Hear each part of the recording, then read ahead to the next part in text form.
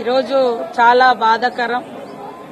ఈ రాష్ట్రంలో బడుగు బలహీన పేద వర్గాల కోసం జీవితమంతా పోరాడినటువంటి కమ్యూనిస్టు పార్టీ పోరాట యోధుడు, మరి ఎన్నో పేదల హక్కుల కోసం, ఎన్నో కార్మిక చట్టాల కోసం పోరాడినటువంటి సురవరం సుధాకర్ రెడ్డి గారు ఈరోజు మరణించడం బడుగు బలహీన వర్గాలకు, పేదలకు, మరి కార్మిక లోకానికి, మా అందరికీ కూడా తీరని లోటు.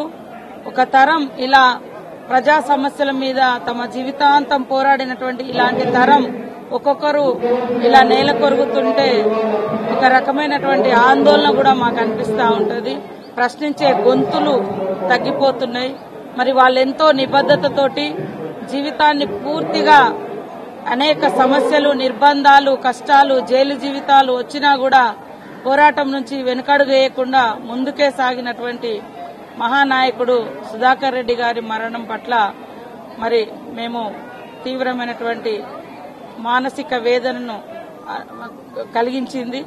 వారి కుటుంబానికి సంతాపం తెలియజేస్తూ వారి యొక్క లక్ష్యము, వారి యొక్క ఆశయాలు తప్పకుండా రేపటి తరం నెరవేర్చే విధంగా ముందుకెళ్లాల్సినటువంటి బాధ్యత మనందరి మీద ఉందని తెలియజేస్తూ జోహార్ సురవరం సుధాకర్ రెడ్డి గారు.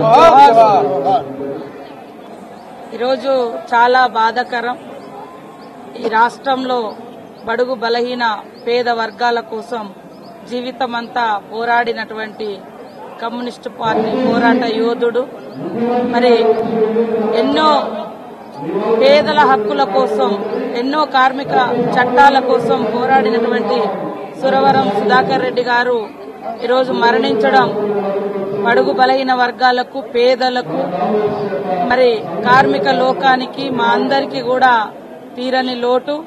ఒక తరం ఇలా ప్రజా సమస్యల మీద తమ జీవితాంతం పోరాడినటువంటి ఇలాంటి తరం ఒక్కొక్కరు ఇలా నేల కొరుగుతుంటే ఒక రకమైనటువంటి ఆందోళన కూడా మాకు అనిపిస్తూ ఉంటుంది. ప్రశ్నించే గొంతులు తగ్గిపోతున్నాయి. మరి వాళ్ళెంతో నిబద్ధతతోటి జీవితాన్ని పూర్తిగా అనేక సమస్యలు, నిర్బంధాలు, కష్టాలు, జైలు జీవితాలు వచ్చినా కూడా పోరాటం నుంచి వెనుకడుగు వేయకుండా ముందుకే సాగినటువంటి మహానాయకుడు సుధాకర్ రెడ్డి గారి మరణం పట్ల మరి మేము తీవ్రమైనటువంటి మానసిక వేదనను కలిగించింది.